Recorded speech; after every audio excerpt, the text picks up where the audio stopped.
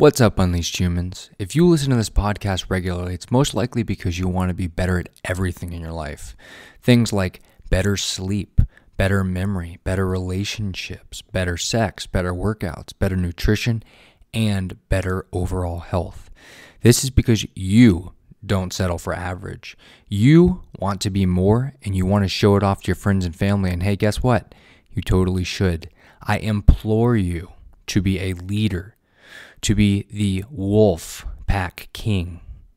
If you look to become a person who exudes health and inspires others to become superhumans, then I have just the thing you've been looking for. And that special something is a free copy of my book, The Unleashed Human. You can get your free copy of my book by going to www.theunleashedhuman.com/unleashed. Again, to get a free copy of the Unleashed Human book, you can go to www.theunleashedhuman.com/unleashed. Now, on today's podcast, I get to talk to one of the greatest doctors I know. He is also one of my best friends, and I am honored to call him my friend and colleague. It is because of him that I am where I am today. It is because of him that I was able to get the amazing opportunity to become a doctor of chiropractic and to make an impact in so many lives today. I am, of course, talking about Dr. Justin Wilcox. Dr. Wilcox is one of the smartest guys I know, and he is so humble about it. He is also one of the strongest physical specimens I know and has an amazing athletic background. On this episode, you are going to want to listen to what Dr. Wilcox has to say because he knows a thing or two about health, longevity, and human performance like nobody else I know. Without spoiling too much of the episode, let's dive right in. Welcome back to the Unleashed Human podcast with your host, Dr. TJ Woodham. Now, my guest today is one of the nearest and dearest of my best friends. I have known him since high school, and ever since I've known him, he has been an absolute stud when it comes to human performance. And since I've known him, he's been jacked, shredded, and literally one of the strongest guys I've ever known. And the best part is he is truly humble and goes about his business with class. Now, he played D1 college football at the University of South Florida as a fullback and set the school record for a vertical jump at 43.5 inches, which is pretty impressive if you didn't know that.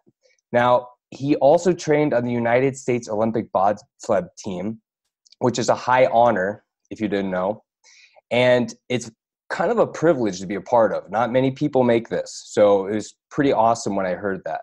Now, he's not just any Joe Schmoe.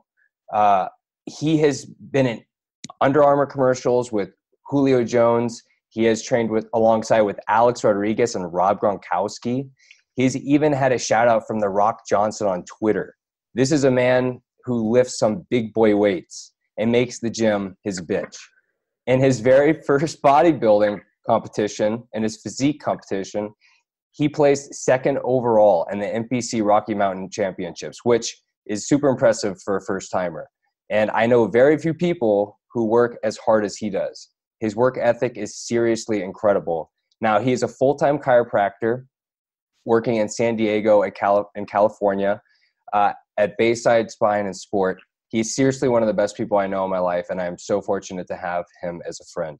He is Dr. Justin Wilcox. Welcome to the show, Justin.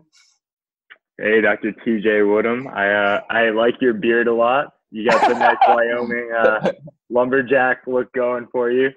Thanks, man. I appreciate it. There's been a lot of snow here, so I have to keep my face warm. That's awesome. You're in sunny California, man, where there's a lot of fires, so you've been keeping warm, I see. Yeah, they're not down in San Diego, but yeah, the weather's nice here, but I do miss living up in your parts because last year I worked in Fort Collins, Colorado. So. Yeah, man. And for most of you don't know, I've known Justin for so long. We went to school together. So Justin and I, we lived together for a pretty long time, basically through our entire doctorate program. So he and I were just talking the other day about it's been 2 years since, we've roomed together. And for a few weekends here, I would drive down to Fort Collins and hang out with him, and we'd go hiking and stuff. So we talk about how he misses Colorado, and, he's moved on to bigger and better things, but definitely awesome for him to start his new journey and his new practice. Now, Justin, right off the bat, I know your biggest passion is weightlifting and physical fitness. And I just quickly want to ask you, what sparked that interest at such an early age, and how old were you? Yeah, it's hard to go back and tell where that came from. But the best place I can think of where it came from was when I was a kid. I used to always watch Arnold Schwarzenegger movies, and I thought Arnold Schwarzenegger was the coolest guy on earth. And I thought he was so cool, that he was so big and jacked, and everyone loved him. So I loved that aspect of it, but I didn't really start getting into fitness and weightlifting until I was a freshman in high school. And what happened was I basically wanted to become a better athlete. I wanted to excel in my sports and stuff, and I didn't know how to do that. And that's how I found chiropractic. Was I went to Dr. Tim Bain, and he actually was like asking me what sports I play. And I said, "Oh, I'm a football player." And he said, "There's no way you're a football player." He's like, "You're too small." And he's like, you don't have any muscle on you. And I was like, "Yeah, I do." And I was like trying to show off how strong I was. And he basically taught me like, "Hey, you need to learn how to lift weights and stuff." So I went home when I was like 13, and I started Googling like bodybuilding.com and tnation.com back in the early days. And I would literally spend every day trying to figure out how to get bigger, faster, and stronger so I could be better at my sport. And so I just became hooked. I got bit by the iron bug, I guess. That's what people say. And the thing that I loved about it was just so objective. You could see that you were making improvements by your time, how high you could jump, and how the weights went. And I just got hooked on it, and I just kept working at it. Naturally, like I have a very like driven personality, just from like looking at mentors and people I looked up to, like Peyton Manning growing up as a kid, and how he was always the hardest worker in the room. And so I always thought, if I work really hard at something, I can accomplish it. So, well, that's super cool, man. No, I even remember when I lived with you, man, like your motivation always kept me moving forward. And honestly, man, a lot of times when I'm away from you, like I realize that every time, because when I come visit you, man, I'm like, dang, man, it's like I never moved out. And like you're always like motivating me to lift more weights and get bigger, stronger all the time. So that's really cool, man. And I actually miss that a lot. Now, Justin, you have one of probably the most incredible stories I know. And that's your story growing up and how you basically became the leader of your family. Now, if you could like kind of jump into that and how that shaped you as a person, that'd be freaking awesome, man. Yeah, it's definitely an interesting story. So I grew up pretty well off. Like I've seen both ends of the spectrum. So as a kid, I was born in Hong Kong, China, and I grew up. My dad built a company from nothing, and he made one of the largest telecom companies in the world, and he became very wealthy because of that. And so we moved to the United States when I was 4, and we lived in a house in Princeton, New Jersey that had an indoor pool and everything, and it was 12,500 square feet. And my dad made some really bad investments in property and stocks and basically lost it all. At the same time, my mom was starting to get mentally ill. So my mom deals with like mental disorders. And so we had to basically foreclose our house, and we moved out of there. And then a couple years later, when I was about 14 years old, my dad actually got arrested, and he was in jail, and we no longer lived with our mom because we couldn't live with her. So we became foster kids. And I was really fortunate to be able to have teammates from football that were willing to bring me in and take me on. And then my my little brother, little sister. My little brother went to go live with one of his football coaches, and my sister went to go live with our aunt. And I was basically I was thrusted into this like lifestyle where I thought everything was okay, everything was perfect. Then I kind of had a little shake up thinking, oh, we lost all our money, like this is bad. But now I'm thinking, oh man, like now I hit real rock bottom. And I was basically thrusted into becoming the leader of my family after that. And I was a foster kid with my foster parents for a couple of years. And then when I became 18, it was time for me to move out. And basically ended up eventually becoming the caretaker of my brother. And he actually lived with me all through high school and then until he went to college. At the same time, when I was in college, I was playing football. I was working full time and I was playing football full time. And yeah, I mean, it was definitely a tough time in my life, but it definitely helped develop my character. I think that as a kid, I think the being very into fitness and working out and having that work ethic, I knew that I had to take that part of my life and I had to use it. I couldn't let my circumstance around me dictate what was happening to me. And I think a lot of that started from like seeing what was going on with my dad and my mom. My dad lost control of everything, but he was still a happy guy. And I didn't want to let the circumstance of my life kind of dictate how I was going to live my life. And I just had to keep moving forward. I don't know, as corny as that sounds. That's incredible, man. Honestly, incredible. And if you guys didn't know this, Justin's an incredible cook. Like he would cook for me and my other roommates if we ever had any roommates, and he also would cook for his brother, his sister, and his mom all the time. So like Justin's like a natural born leader and caretaker. So I mean, just an outstanding person, and I'm really lucky to know him. So everything that he's learned over his life has kind of been pushed onto me. So I think, for him being in my life all the time. So it's really, really cool. Now, Justin, you and I have both been interested in esoteric lifestyles like biohacking or performance, but like I wasn't always like that. I've known for the longest time you were like way ahead of everyone with the biohacking lifestyle. And all the things to optimize your life and take you to the next level. Now, where did you get started with this lifestyle, and like who influenced you most, would you say? Man, I feel like it's like from the very beginning, man. I feel like I've always been like a tinker, Right. I think that's just like how I am. Like, here's the thing, like I've thought a lot about this in the past, like how did I like become like who I was and stuff like that. And it's weird because my dad, and growing up as a kid, I was never really that athletic. Like if you go back to like middle school and stuff like that, and maybe elementary school, I don't think I was really this standout athlete. I probably was a little more athletic than everyone, but I wasn't anything real special. And my dad used to always tell me that my athletic ability wasn't ever going to get me anywhere, and that it wasn't really going to be anything. And I always had this like I got to prove everyone wrong mentality. I've always had this like underdog mentality. Right. Because whenever I play with my friends and stuff, like I felt like I was always having to work a little bit harder than everyone else to get the same level. And my dad would always make me feel like that. He would always tell me, hey, Justin, you got to work harder than everyone else. It's some stuff easier for other people.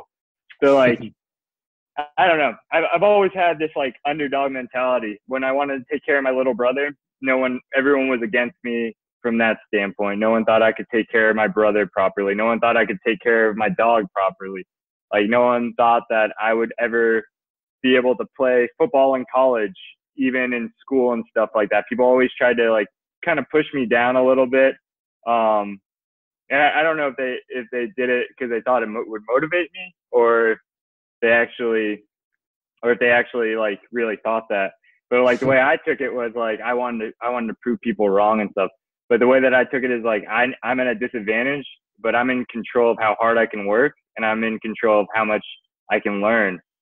So when I started reading a lot about like, working out and fitness and stuff. And I started realizing like I'm getting a huge advantage over these people by just knowing all this little stuff, even when it came to like working out, like how to grab a bench press bar properly, how to jump higher in a vertical jump, how to eat good nutritional food. Like that was, I remember when I was first starting to work out, I wanted to figure out how to survive my workouts because I was getting my ass kicked every day and I couldn't figure out how to do these workouts. And my little brother was beating me in the workouts. And I was like, how the hell do I dominate these workouts? Because like, I was like, I didn't want to lose to him.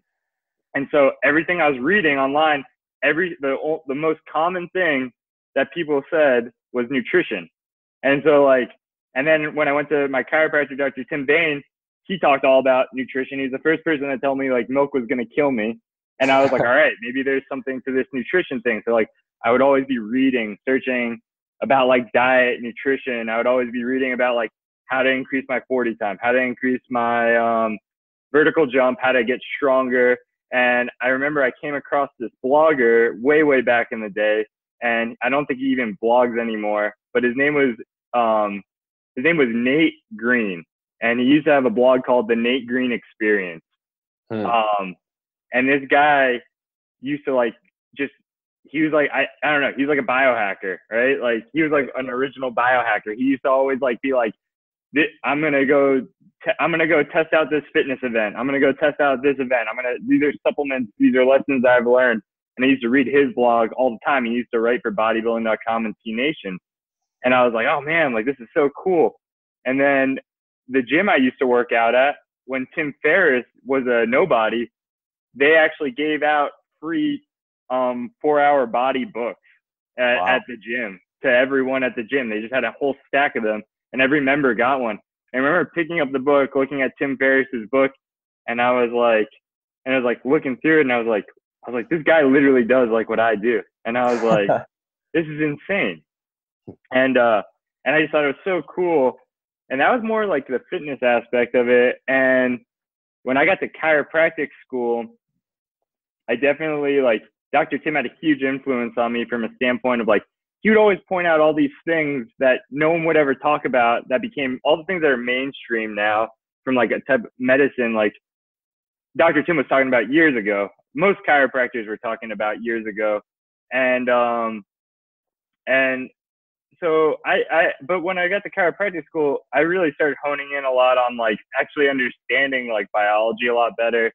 And that's like when I got into a lot of the biohacking from a nutritional standpoint, because like I used to think some of the stuff I was like, oh, that's kind of BS. Like, and some of the bodybuilding influences, like I was like, I don't know. I don't really believe like kind of what they're preaching. They're going like too far into it. Like some of these other people in alternative medicine.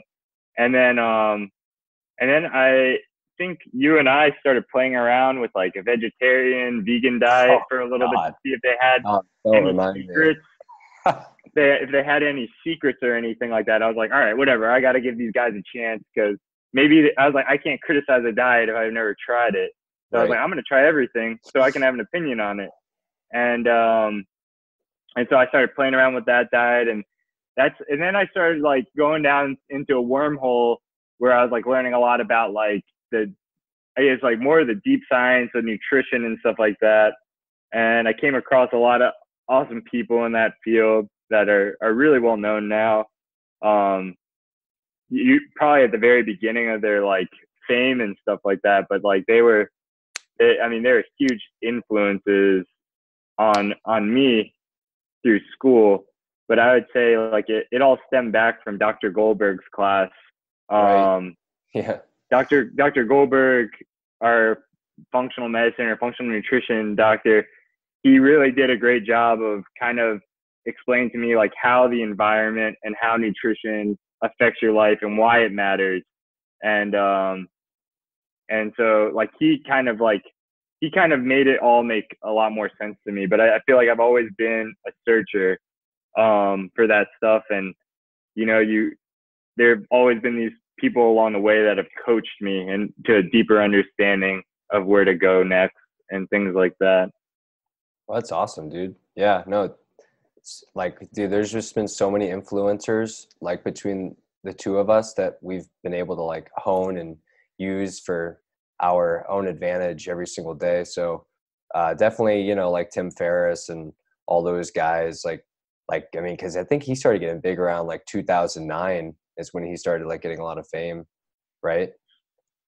Yeah, Around that. Tim Ferriss with his books, yeah, probably around 09-ish was when he started getting a decent amount of fame. But like, he blew up after he got his podcast, right? I mean, Right. that's like Well, when so he like, really. yeah, he's contributed a lot to, you know, a lot of other people and influencers stemming off to other things. So, so like quickly, what are some of the habits you use every day to, you know, that may not seem like crazy, they're like second nature to you, but that listeners could use to increase their quality of life, you know? So whether that's stuff for sleep, better sleep, you know, something that you do in the morning, like what do you do every day that could like increase energy or, you know, just make you feel better in the day? Yeah, I would say sleep is probably the number one thing that you could do. It's probably the worst thing on that. but, Yeah. but Wait, you know, before you go into that, I just want to tell the listeners, when I used to live with Dr. Wilcox in school, I would come home at like 8:30 at night. I don't know where I was. I was coming back from maybe studying or hanging out with someone, and I would just see Dr. Wilcox passed out on his bed with the lights off and the fan on in his room. And I'm just like, oh my gosh, he's just knocked out. Because Justin went hard at school, man. He went hard. And like, not only did he go hard in school, he went hard after school in the gym. So he just would pass out. But here, tell them quickly about your sleep. Yeah, no, I mean, I don't know. So yeah, I do some things for sleep. I mean, if you want to do like talk about sleep hacking or whatever, I had my whole room blacked out while we were in chiropractic school. I blacked out the whole thing, so like no light got in it. I would like turn down the temperature at night to like under 67 degrees, you know. I take natural calm, some magnesium before bed. I take a little bit of Phenibut every so often. I've been playing around recently with like a little bit of vitamin D at night. Small nanogram doses of melatonin and what else did I take? And zinc too. Because like everything that I did, I tried to optimize my hormone production. And I knew that when I was in school, I worked 2 jobs in school, running my own company, writing medical narratives. And then I also worked the front desk at the wellness center. And then I was studying full time and trying to work out. Like I knew that I had to like get as much sleep as I could if I wanted to be as strong as I possibly could. And but things I do, little biohacks that I do that I would say most people wouldn't do that they could optimize their life is and they're going to be real simple, but making sure you have enough water in a day, making sure you go out into the sun, because going out, and that's like a big thing that I know you do, Dr. Woodham, is like you go out in the sun, it helps you make your natural vitamin D. It helps with nitric oxide production and stuff like that. Getting out in nature, going on like a 10-minute walk every day, doing that before and after eating a meal. I would say fish oil. I mean, the key thing, like when it comes to like biohacks and stuff like that, is like you want to make sure the foundational things are set first before you start getting so nitty gritty into all the other stuff. And it's like it's all the stuff that you preach and stuff, but a lot of people just don't realize how important it is. It's just like when you work out, like everyone wants to know what kind of supplement I should take. Like, what do I need to take? Creatine? Do I need to take whey protein and stuff? Like how about you just get in the gym first and work out on a consistent basis for a month and like see what kind of gains you make from that. Then you could start talking about using some supplements and stuff like that. And like sticking to a good diet. Like how can you like actually fix what's actually there already and then supplement the other stuff in with it. And I would say that's I'd say that's like probably the number one biohack is like make sure your foundation is in place and then start adding in the other things to add on top of that, you know? No, that's perfect, man. Honestly, like the foundation and the basics like go a long way, and people don't even understand it. I mean, like you said, go outside for like at least like a 10-minute walk. I mean, 10 minutes is nothing, but people forget that we're inside 90% of our lives. You know, we're breathing recycled air. That's nasty. Like, just go outside. I mean, we're inside so much. It's sickening, man. So no, like, I mean, the foundation and the basics are huge, and people don't even think of them as biohacks, but they're so far gone that now they are biohacks because we never do them, you know? Yeah, and just relaxing and stuff. I mean, I would say watching you overcome eczema and like learning the process of that, because, you know, Western society, it just makes you think like you always need to have something. There's always something you take or something that you do to fix what's going on with you. But like when you come down to it, it really comes down to like looking within to fix yourself versus like, what do you need to throw on top of it? You know, it's kind of like the analogy that people use is like, or Dr. Goldberg would always use. He's like, you're adding oil into the car, but you're not like dumping it out, you know, like you gotta actually clear out what's going on and get down to the foundation where it's at, and then rebuild everything up after that. So. No, totally, man. Yeah. So, dude, let's jump into a little bit of chiropractic, man, because I mean, we're both chiropractors. And for listeners that don't know, Dr. Wilcox and I both practice a very specific and very unique chiropractic technique that we actually had to pay a pretty penny for, and we had to spend many hours to get certified in. And it's a technique that many people haven't been exposed to, and it's not your typical lay down and get your back cracked type of deal. It's the most researched form of chiropractic on the planet, with over 200 peer-reviewed research publications, and has literally helped thousands of people recovered from chronic neck pain, back pain, headaches, you name it. And Dr. Wilcox, you want to just kind of speak a little bit more on this technique and what it is that you and I do on a daily basis? Yeah, sure. First off, like, my chiropractor growing up as a kid, like, he's just he's a great chiropractor. Chiropractic techniques are awesome. Chiropractic biophysics happens to be a technique that Dr. Woodham and I use, but chiropractic does work in a lot of ways. What happened with chiropractic biophysics was, it's kind of like my same mentality with everything else, is like, I wanted to figure out how to do this even better. I wanted to get better results, and I wanted to be able to show people what was happening to them, and I wanted to show them why it was helping them, and I wanted to show them research of how it would help them, because that's how I learn.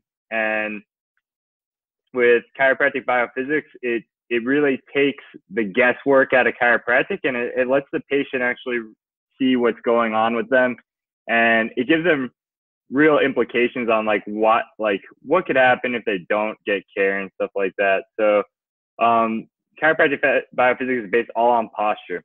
And when I went to chiropractic school, I thought that's what chiropractic was about. I thought it was about how is our spine and posture aligned, and how is that going to help us live a better life? Because if you're hunched over all day, you're going to have your sympathetic nervous system firing off like crazy. You're not going to be a happy person. Your personality is going to be down, and then the rest of your body is going to suffer in result of that. And I remember going to CBP club my first week in school, or my second week in school, and I was like, wow, this is awesome. We can help someone fix their posture, and then we can actually show them it. And that's what really drew me to it. I love the idea that a patient gets educated, and it's very patient-centered, and it's reproducible, more than just being like, oh yeah, do you feel better? Hey, let me show you that you feel better. And maybe that comes from the weightlifting background that I have and stuff. But in addition, CBP, more than any other technique in chiropractic, I think it doesn't pigeonhole you to doing a certain adjustment style or something like that, because CBP is an analysis that has certain protocols to it. But I don't think anyone else in chiropractic has put together a way to treat a patient in the care that they need, because we combine exercise, we look at their posture. So we're looking at movement, we're looking at exercise, and we're giving them adjustments, and we're giving them exercises to do at home. These things have been shown in the research to give people such better outcomes. I just want to be able to give the patient the best care that they can possibly get. And if I have the knowledge to know how to do that, then I'm going to deliver it. And that's how I feel about CBP. And that's why I practice like that. But like I said, like, I'm not against other chiropractic techniques. I know a lot of people get help from it, but that's what draws me to it. And that's like what my passion is from the side of chiropractic. And right. I think it's the best way to go about chiropractic care. Yeah, no, man, that's totally awesome. And we know that when you change biomechanics of the spine, that increases strength, that increases stability, balance, and a whole bunch of things in your life. So I just wanted to add on that, Dr. Wilcox, that I actually helped write a paper on a CrossFit athlete that took 3 months of his time off from lifting. Like, he didn't lift a weight at all, and he dedicated his time to chiropractic biophysics technique. It was with another doctor in Atlanta. And I remember writing the paper for this doctor, and it was astonishing because this guy was already lifting a good amount of weight. He was, deadlifting like 450 pounds. He was squatting about 400. He was benching about 350. But this guy had neck pain, he had headaches, he had shoulder pain, he had low back pain, right? So the doctor in Atlanta, he advised him to stop for 3 months to start facilitating care. And so this guy, for 3 months, this CrossFitter, stopped lifting weights. He did nothing but came into the office for care 3 times a week for 3 months. And through chiropractic biophysics technique, doing therapeutic exercises, traction, and getting adjusted, this guy was able to add 40 to 50 pounds on every single power lift after care. Like, he literally did not lift a weight the entire time. And just through analysis of the biomechanics of his spine, he was able to increase his weight on every single lift. It was honestly one of the most mind-blowing things I've ever seen. So I think, go ahead. So what I was going to do after that, I was going to ask you, Justin, quickly about like how much you lift, but go ahead. What were you going to say? I think you should talk about your experience with it, because you suffer from congenital disorder that's been confirmed via MRI, or it could be caused from whiplash injury. I think you should talk about like that experience, your personal experience with it, like what happened with you. So it's actually really cool that Dr. Wilcox brings that up. So I was born with a congenital malformation called Chiari Malformation. That's short for Arnold-Chiari Malformation. And so what happens is the cerebellum sits at the back of your basically your skull. It's the bottom of your skull. And so when that happens with that malformation, your cerebellar tonsils will actually go down into the spinal cord. And what happens there a lot of times is the CSF flow, cerebrospinal fluid, will actually get kind of pinched in that area, and there's not as much flow through there.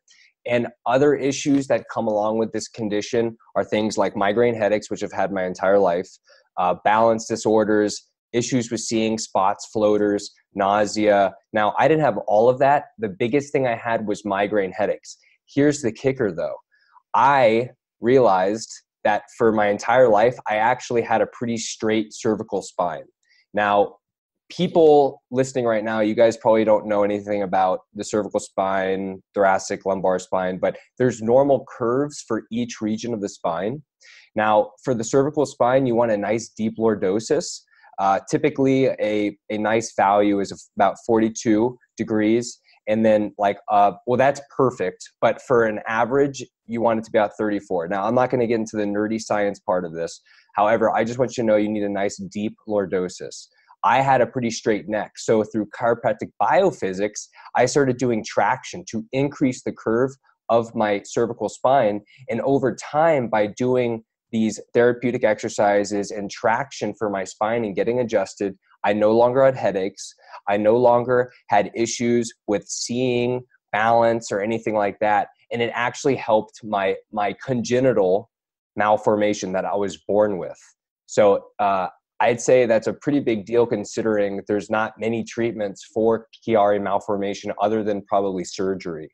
And that's for the pretty extreme cases, and I wouldn't recommend that. So that was pretty real. Go ahead. They cut open your skull, right? Yeah, it's pretty gnarly. So I wouldn't suggest that. But I'll get off that topic. I actually wanted to dive in from the biomechanics part into asking Dr. Wilcox kind of an idea of how much weight you're lifting on your power lifts, and give some pointers on how they can increase their strength for our listeners.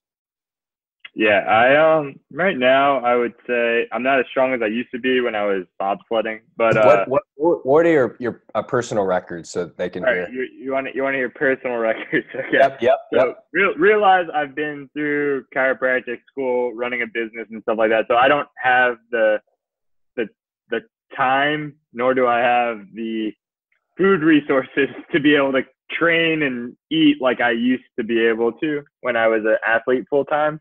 But my PRs on bench press would probably be around 455. Mm-hmm. My PR on an Olympic style squat, so that's like butt to grass, like thighs on calves, narrow stance squat, I've hit a 495 for a double. And then my box squat PR, I think, is like 655. Oh my God. And then my deadlift conventional style PR, I believe, is around like 650. Oh my God. Yeah, 650. And then I think my broad jump PR is around 11 feet 2 inches. And then you've heard my vertical jump PR.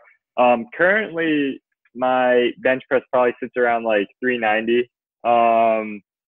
I also weigh a lot less. I weigh about 30 pounds less than I used to weigh when I played football. Yeah, you were like 230, man, right? Yeah. So I was way heavier when I was playing football. But probably about 390 right now on bench press. My squat is probably sitting around 500 and like 20-ish pounds, maybe around 500. Then my deadlift right now is probably around 615-ish. Man, that's such lightweight. And then the last time I tested my vertical jump, so I'm really into tracking and measuring what you're doing, because it's the only way that you can see what you're doing is working, and you can kind of measure your lifestyle in a lot of ways if you're working out and stuff like that. So the last time I measured my vertical jump, it was 39 and a half. So that was probably about a year ago. I think it was like right when I moved out to Colorado or something like that. So I measured that on a jump mat, and then and so that's like kind of what my numbers are like now. Okay. But I'm trying to work them up again. We'll see. It's a journey. Well, if someone was just getting into lifting now and they wanted to focus on lifting and, kind of like nutrition aside, because we all know that with nutrition that helps with recovery and building, what kind of pointers would you give them inside the gym to kind of increase their strength?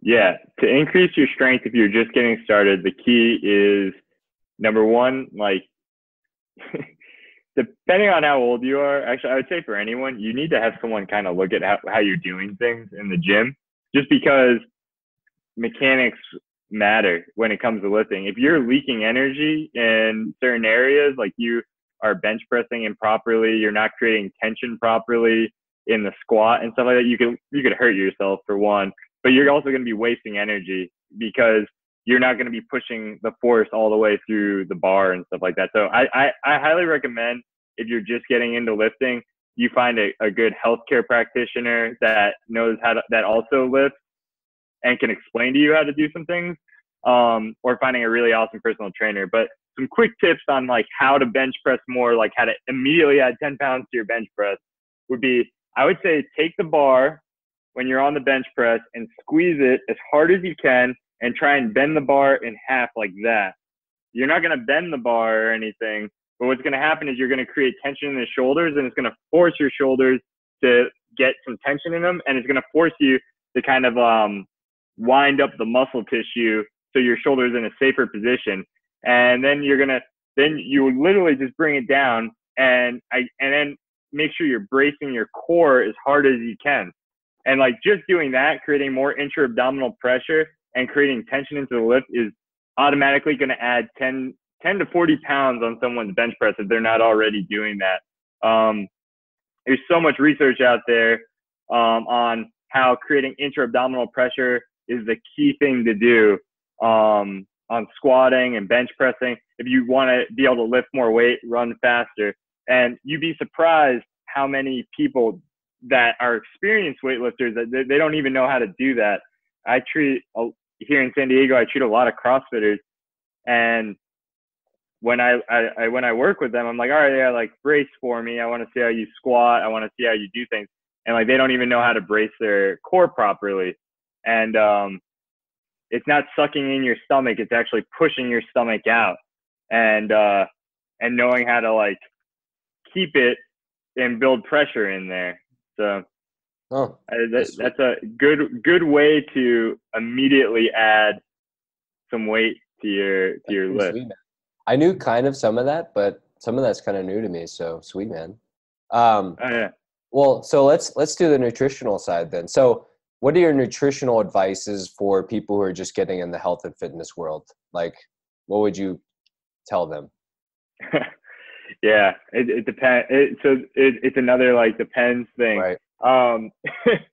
I would find it depends what the person's goals are, and it depends what they're trying to accomplish in their health and fitness goals. If you have an autoimmune disorder, I would say you probably should go talk to a healthcare practitioner, because there are going to be certain things when it comes to diets that you can't do. Like, there's just not options there for it. For the most part, if you're healthy, if you're a young, healthy person without problems, like, you should a great place to start is eating like a paleo-ish diet. I think it's a pretty safe route to go. But ultimately, like, you have to decide like what's sustainable for you. You have to figure out like, how am I going to do this for a long time, not just for a quick 2-week binge. You have to figure out how to do it, and what your goals are. So if your goal is to lose weight, like, you're going to have to be in a calorie deficit. If your goal is to get stronger, like, you have to have a good fitness plan built around that. So I would say just, I would not just hop on any like diet plan. I would try really hard to like figure out what works for you, and what's sustainable for you. I think a great place to start for most people is a paleo-ish diet. Like, yeah, you don't want to eat too many carbs. You don't want to eat too little fat. You want to stick around maybe like around 150 grams of carbs a day, and that's a pretty safe limit to put on it. And eat real food. You know, it's not too difficult. Now, you have an autoimmune disorder, there might be some diets that you think are healthy that might not work. I mean, you have plenty of experience with that yourself. Yeah. So. Yeah. Well, yeah, no, dude. I totally agree with you, man, because I know that with certain people, they're allergic to certain foods. Like, I have had some patients that were allergic to salmon, man, like really allergic to salmon. And like, that's a healthy food, right? Quote unquote healthy. So it really depends. And honestly, like, if you know that you have an allergy to something, you probably have an allergy to something similar to it. So in my opinion too, like, it wouldn't even hurt them to even do like a food panel or something, allergy test, before they start implementing a certain diet. But honestly, I agree with you, man. A paleo type diet with like 80% of your plate being vegetables and the rest being animal meats, totally cool. So I think that's really good advice, man. I think it doesn't hurt to just have someone to talk to do a consult with a healthcare professional. And you want to know what, nowadays, if you are obese, if you have a high BMI over 30, I just learned this yesterday, healthcare practitioners can actually bill your insurance, and you don't have to pay any copay on it. You don't have to pay any deductible on it. Like, it's literally all covered. They'll actually pay for your visit to a practitioner and for nutritional counseling. Wow. So like, you go to a chiropractor, you could go to a medical doctor, you could go to a DO, you could get nutritional counseling, and your insurance will actually cover it.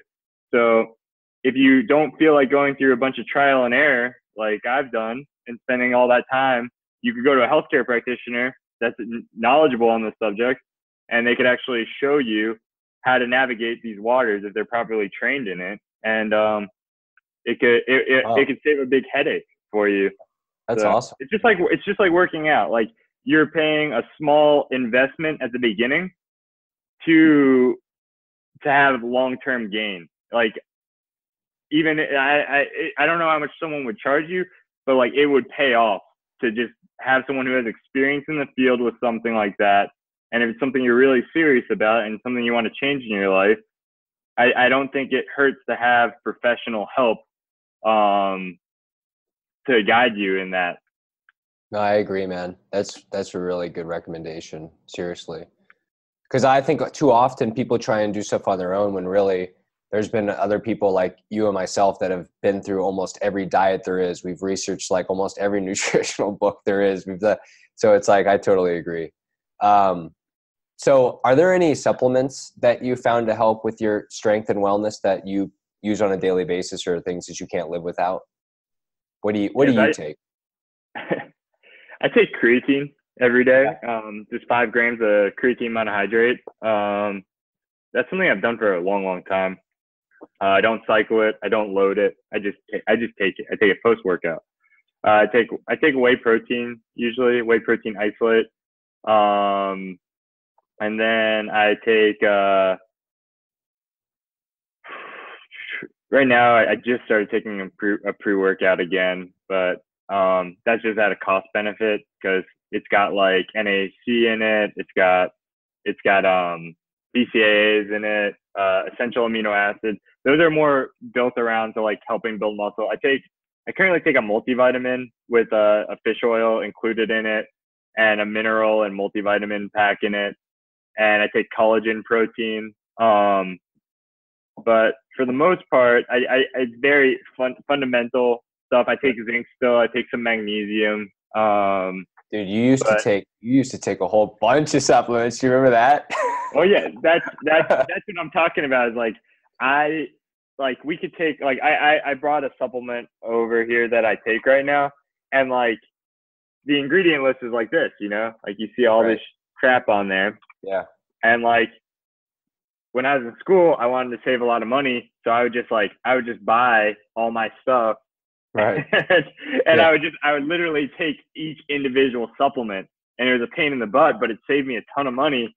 But I would just measure it all out, and I'd just take it all. But now I just now for the most part, I just buy the supplements that if I have a certain goal and I know that this supplement profile looks good to me, like I'm like, oh, I want to take that and that and that. I just take a supplement that's got it all combined in it already. And it just takes a headache out of it. I like Xymogen supplements a lot. I like Thorne. Yep. Yeah, I like Thorne a lot. I like I don't know, and I prefer them for a couple different reasons, but I think Xymogen does a really good job making their blends that they do. And then I like the product to be clean. There's just too many knockoffs out there, and like you don't want to end up taking something that you don't want to take, or something that's not says it's in there that's not in there. Like it's worth the premium, to me at least, that you spend a little bit extra money to get a good quality supplement, Yep. I agree, man.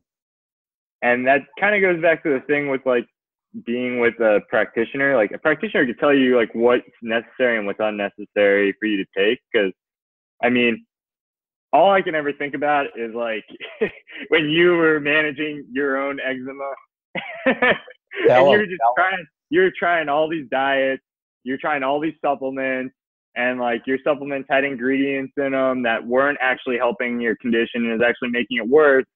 And like you were kind of just like kept throwing crap at the walls, hoping that something was going to work for you.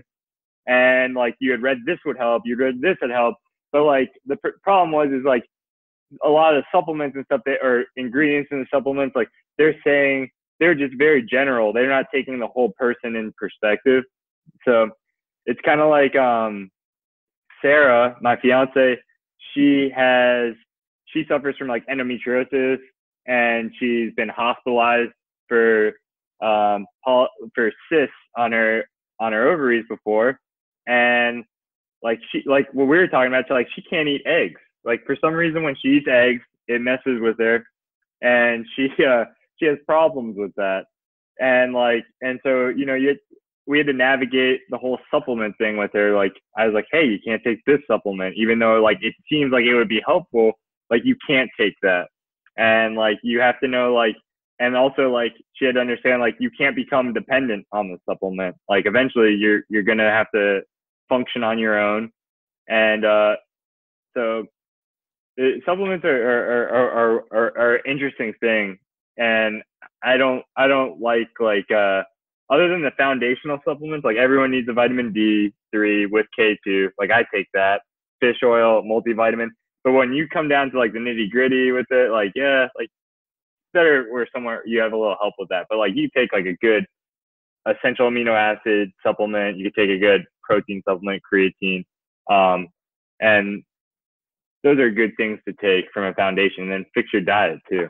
So Yeah, well, sweet, man. No, that sounds awesome.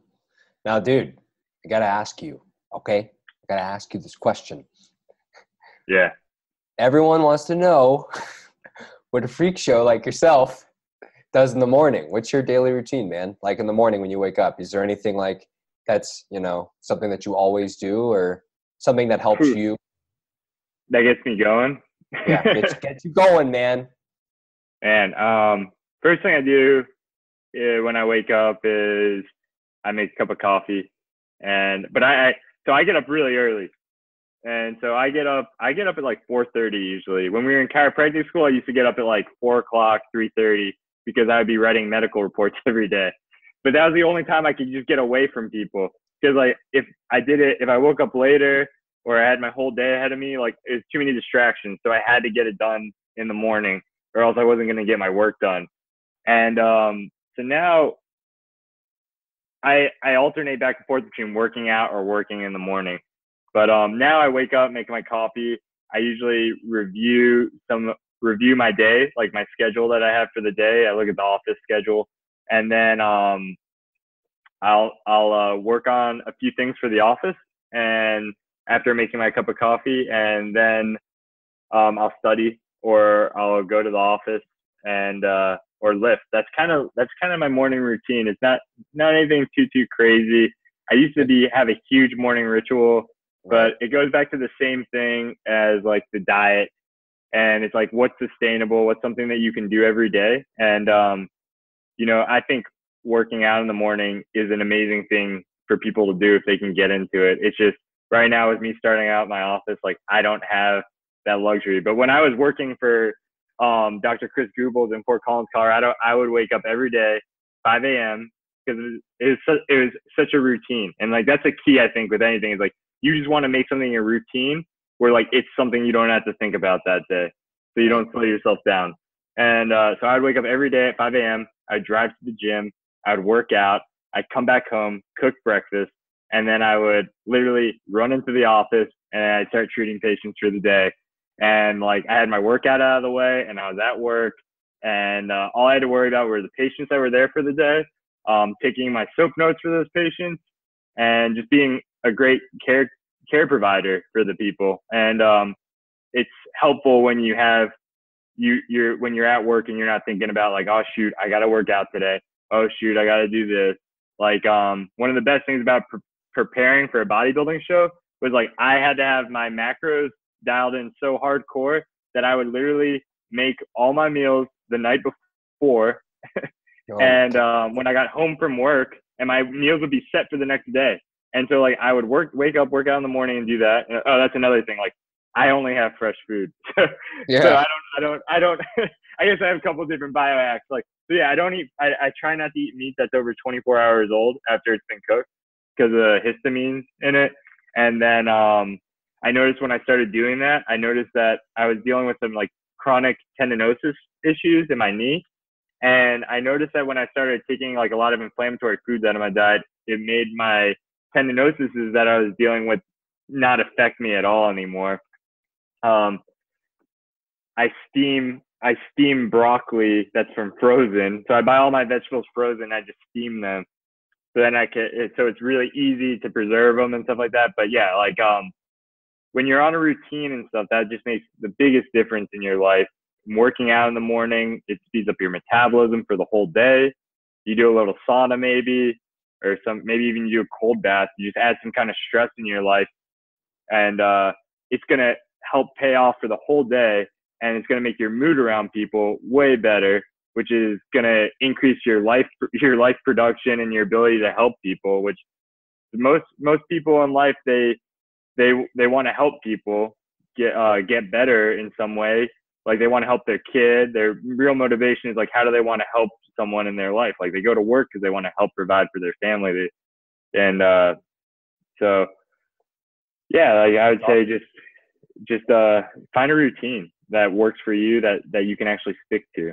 But yeah, I used to do that whole meditation thing. Yeah, I'd meditate. I'd listen to a podcast. I do this. Like, I kind of, now I just kind of I try and get through 1 or 2 books a week. I try and listen to a couple podcasts. But you got to do it the best you can, not get upset about it. So yeah, that's awesome. All right. Well, as we're ending the show here, I have 3 questions that I always ask, right, Justin? So if the world was ending today and you could eat anything for your last meal, what would it be? Right now at this moment, I've been thinking about it nonstop, and like, I just really want to eat at Heirloom Barbecue. That cookout that they had with the stupid clear noodles and the beef rib. I want that meal again. I miss it so much. So Justin's talking about a barbecue place that was literally right outside of our neighborhood in Atlanta, Georgia, when we were going to school together. It's like one of the best places to have barbecue ever. And Justin, like, it was his favorite place on earth, I would say. Am I right? I mean, Atlanta was great, man. Like, I mean, it's such a great city, and like, Dr. Woodham and I used to eat so much food. That was like our way of celebrating finals, our way of, like, whatever was going on, like, we would celebrate with like food in some way. But always like very healthy food, We would find a way, we would buy like a $20 cheesecake with our student loan money, unfortunately. But I don't advise that. But yeah, we would buy the dumbest things, but we'd buy really high quality like food when we were going to do cheat meals. And that's like how TJ talked about like the food prep and stuff like that. Was that like, in order to like eat really healthy, sometimes you got to put in a little work to find the resources for it and cook it. You have to cook it on your own. And but yeah, if the world was ending, I would want someone else to cook it for me. But like, honestly, after eating healthy for so many years, like, I don't think I enjoy some of like the cheat meals out there and stuff, but like, I wouldn't say that those things are probably my favorite meal. It's just that like, I haven't had that for so long that I'm like, oh yeah, like, I don't really miss it that much. I just like want to like taste it because I never get the opportunity to taste it. I actually prefer like healthier food and stuff like that. So. Oh, all right. Well, second question. If you had one last week to live and you are in perfect health and you could travel anywhere in the world, where would it be? Yeah. Man, I really like traveling around like the USA. I just feel like there's so much great stuff here, and I would want my dog to be there too. So Maui. So I would probably, I really want to see Glacier National Park, or I really want to see Yosemite National Park, and like go to the tops of the peaks there and stuff like that. I love like climbing a mountain. I don't know. I don't do well with, I don't know. It goes back to that mentality, man. Like, I just can't do like a normal hike. Like, being out here in San Diego now, like, all the hikes are like flat. There's no like hill. There's no incline or anything. Like, it's just like a hike around a loop or something. And like, for me, like, I want to climb to the top of the mountain. Yeah. Like, yeah. I want to like feel like accomplished or something. So like for me, like I really like going up mountains and stuff like that. So yeah, I mean, Yosemite would be awesome, or maybe even doing like Mount Everest, just going Oh, that would be intense, huh? Yeah, That's cool, something epic, something where like it's like, all right, like he did something that people don't do. So that's cool, man. Well, if you had one piece of advice for anyone out there listening to live a better life, what would it be? One piece of advice. It could be anything. yeah. I know it's a loaded question, man, but anything whatever comes to your mind, what is something that could help someone live a better life? Yeah, when you're anytime you take on a new journey or adventure or diet, lifestyle, move, like there's gonna be a lot of hard times. And there you might have a coach or a boss one day that you don't like and it's hard, but you have to I'd say like you need to look for the positives in the suffering. You need to look for the positive in the hard parts, because you can either let it beat you. And that's like in San Diego is a really high homeless population. I think about that a lot when I see the homeless people out on the streets. And like you can either let like the circumstances of your life beat you, or you can think that like, hey, like this is making me better. Like I'm moving closer towards being the best version of me.